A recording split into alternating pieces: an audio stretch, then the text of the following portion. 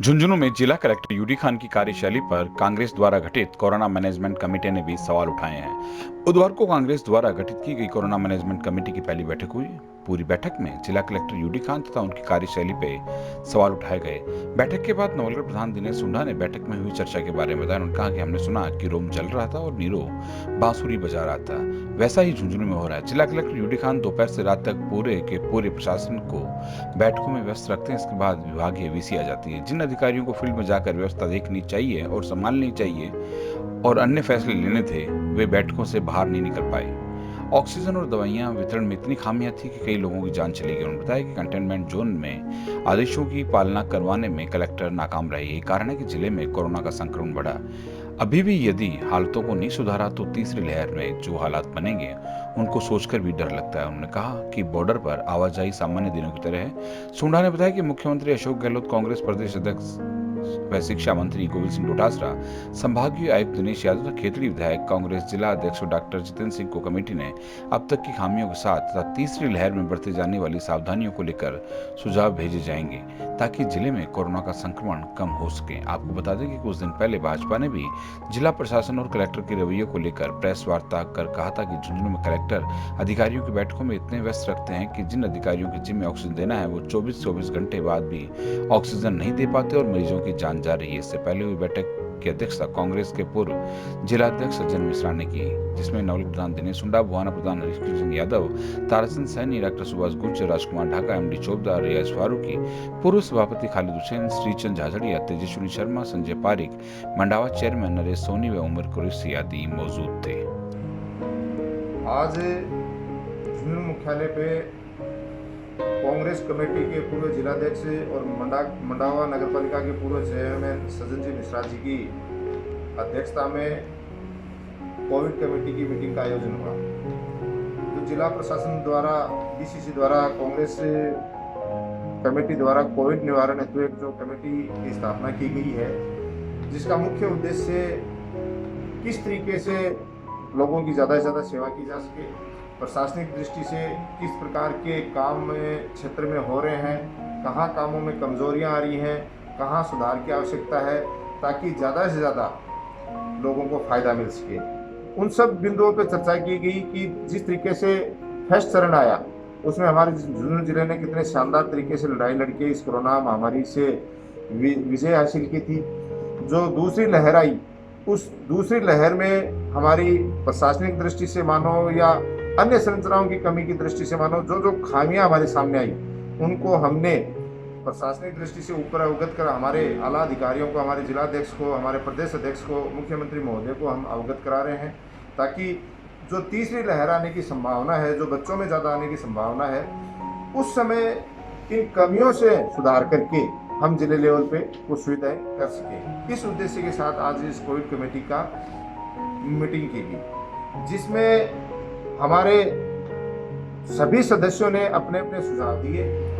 क्योंकि उसमें आपको सबको पता है कांग्रेस पार्टी के कार्यकर्ता भी हैं, पूर्व चेयरमैन भी हैं, वर्तमान चेयरमैन भी हैं, प्रधान भी हैं, भामा साहब भी हैं। उन सब लोगों को जो समस्या सामने आई, उसमें सबसे बड़ी जो समस्या सामने आई वो मुख्य रूप से, क्योंकि आप सबको पता है कि हमारे प्रदेश के मुखिया कोरोना महामारी में इतने चिंतित हैं कि खुद कोविड इफेक्टेड होने के बाद भी उन्होंने 18 घंटे मेहनत की है और उन्होंने पूरा का पूरा अपना खजाना खोल दिया कि जो भी बजट की आवश्यकता हो वो इस कोरोना महामारी में लड़ाई लड़ने के लिए आप दीजिए। जब उन्होंने कोई कमी नहीं छोड़ी, हमारे विधायक महोदय हैं जो कांग्रेस पार्टी के, उन्होंने कोई कमी नहीं छोड़ी, अपना पूरा का पूरा फंड दे दिया। अपने पास से भी हमारे विधायक महोदयों ने संसाधनों की व्यवस्था कराई है। साथ ही हमारे जिले के भामाशाहों का तो कहना ही क्या, उन्होंने भी अपने स्तर पे हर तरीके की व्यवस्थाओं में कोई कमी नहीं छोड़ी। लेकिन इस दूसरी लहर में हमें बड़ी तकलीफ के दौर से गुजरना पड़ा। ऑक्सीजन की कमी, कुछ जगह ये महंगी दवाइयों की कमी, और उसके साथ साथ उन दवाइयों के ऑक्सीजन के वितरण की जो प्रणाली थी, उस प्रणाली में काफ़ी खामियां थी, जिसकी वजह से आम जन को परेशान होना पड़ा। और जितनी देर में दवाइयां और ऑक्सीजन मिलनी चाहिए थी वो प्रॉपर टाइम, प्रॉपर व्यवस्था से नहीं मिल पाई, जिसकी वजह से काफ़ी लोगों ने अपने परिजनों के प्राणों से हाथ धोया है। और इसमें जो मुख्य रूप से कमी आई, मैं तो ये कहना चाहूँगा कि हम कॉलेज लेवल पे, स्कूल लेवल पे पढ़ाई करते थे तब सुना था कि रोम जल रहा था, रोम जल रहा था और नीरो बांसुरी बजा रहा था। तो हमारे माननीय कलेक्टर महोदय साहब से भी आपके माध्यम से निवेदन करना चाहूँगा कि आज आप सबको पता है कि वीसियाँ चलती हैं, माननीय मुख्यमंत्री महोदय द्वारा निर्देशित किया जाता है,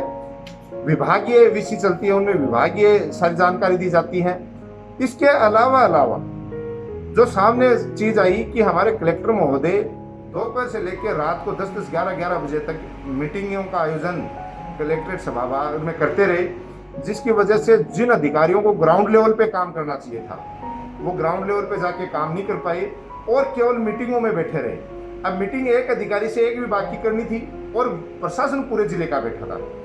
उसकी वजह से कोविड से तो परेशान लोग हुए, लेकिन इस समय गर्मी का मौसम है, अंधड़ बारिश, खराब मौसम रहता है, बिजली पानी सफाई जैसी मुख्य व्यवस्थाएं हैं वो भी हमारे जिले की चरमरा गई। तो जो खामियां हैं वो हमने सबके सुझाव से लिखी हैं और तीसरी लहर से हम किस तरीके से लड़ाई लड़ सकते हैं उसके सुझाव भी दिए हैं। जैसे आज कहीं भी कंटेनमेंट जोन घोषित कर दिया जाता है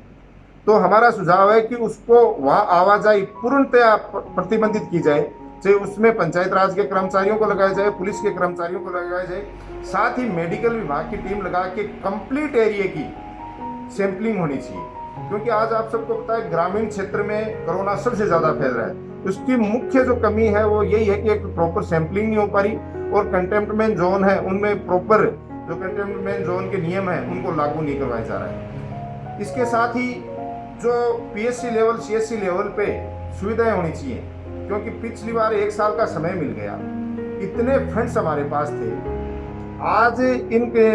कोविड सेंटरों की स्थापना कर रहे हैं, ये दुर्भाग्य की बात है। यहाँ से 6 महीने पहले हो जानी चाहिए थी। आपको पता है केवल लोड मरीज का केवल झुंझुनू बीडी के अस्पताल पे और नवलगढ़ उप जिला अस्पताल पे आके रह गया, बाकी कोविड की कहीं व्यवस्था नहीं थी। जबकि अंदेशा फरवरी से मीडिया, आपके सामने पेपरों की कटिंग पड़ी है, फरवरी से मीडिया ने 21 फरवरी से शुरुआत हो चुकी थी कि हमारे यहाँ हमारे को पूरी सुविधा और संसाधन उपलब्ध करा लेने चाहिए, दूसरी लहर की शुरुआत हो चुकी है, लेकिन हमने नहीं किए। वही सुविधाएं आज सीएससी लेवल पे 11 जगह हमने खुलवाए हैं। तो ये चीजें अगर 2 महीने पहले हो जाती तो लोगों को इन अव्यवस्थाओं के दौर से नहीं गुजरना पड़ता। और आने वाली पे भागदौड़ की बजाय वर्चुअल मीटिंगें करें और जिस विभाग से मीटिंग करनी है उनसे बात करें और केवल उन्हीं के अधिकारियों को बुला के निर्देशित करें, क्योंकि प्रशासनिक अमला ये होता है, ये नहीं होता कि पूरे प्रशासन को आपने बिठा लिया और उनके साथ रात को 10-10 बजे तक बातें कर रहे हैं, ग्राउंड लेवल पे क्या हो रहा आपने जाके नहीं देखा। आज समय पे नाकाबंदी होती, हमारी सीमाएं सील होती, प्रॉपर सैंपलिंग होती, लोग जो बाहर से आ रहे थे उनको क्वारंटाइन करने का एक सिस्टम डेवलप किया जाता, तो आज ये नौबत नहीं आती। लेकिन अभी भी अगर हम ये सुधार कर लेंगे तो निश्चित तौर पे आने वाले समय में जो तीसरी लहर आने की उम्मीद है उसमें हम लोग इस महामारी से बच पाएंगे, जिसके हमने सुझाव दिए हैं कि आज जितने भी जिले के पीडियाट्रिशियन हैं, जो शिशु रोग विशेषज्ञ हैं, उन लोगों के एक कमेटी बना के उनके अंडर एक मेडिकल स्टाफ को ट्रेंड किया जाए और हमारे झुंझुनू में जितने भी ब्लॉक हैं उन सभी ब्लॉक में उन ट्रेंड स्टाफ की डेपुटेशन या उनकी नियुक्ति की जाए, ताकि अगर इस महामारी का प्रकोप आए तो तुरंत उन लोगों के डायरेक्शन में बाकी का मेडिकल स्टाफ लग के उन लोगों की मदद कर सके, बच्चों की मदद कर सके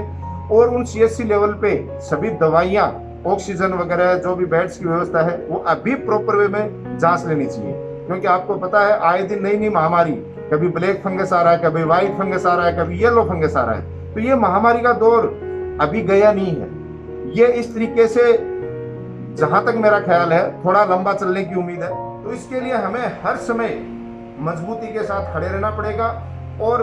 बातों की बजाय धरातल पे काम करना पड़ेगा। यही मैं आपके माध्यम से कहना चाहता हूं। और ये कोई पार्टी की बात नहीं है, ये कोई जनप्रतिनिधि की बात नहीं है, ये जिले के एक आम आदमी की, क्योंकि हमने लगातार 24 घंटे जाग के लोगों की सेवा की है और उस समय हमने अपने आप को बड़ा लाचार समझा कि ऑक्सीजन की जो कमी है, मेन चीज जो उसकी सप्लाई की, और हम खुशनसीब कितने हैं कि हमारे भामाशाह, हमारे विधायक और हमारी सरकार 24 घंटे में हर चीज देने के लिए तैयार है। लेकिन यहाँ के लोकल स्टाफ ने, लोकल प्रशासन ने इस तरीके का एक डरा बना दिया कि उस प्रक्रिया के गुजरने में कई लोगों के तो प्राण चले गए। तो उस प्रक्रिया को सरल की जाए और आम आदमी की भावना को समझा जाए और उसके तहत ही काम किए जाएं। इस बात के लिए हमने उच्च अधिकारियों को और उच्च हमारे पार्टी के पदाधिकारियों को सबको अवगत करा दिया है और यही मैसेज देना चाहते हैं कि झुंझुनू जिले का प्रत्येक युवा, प्रत्येक नागरिक सजग है और प्रशासन को जितना भी सहयोग चाहिए, चाहे मेहनत के तौर पे हमारे युवा तैयार हैं, चाहे भामाशाहों की जरूरत है तो हर तरीके से हमारे भामाशाह तैयार हैं। आप हमारी मदद लीजिए, पूरी हमारी कमेटी तैयार है। बाकी के भी पूरे मैं कहना चाहता हूँ, चाहे किसी पार्टी के लोग हों, इस महामारी में पूरा झुंझुनू जिला एक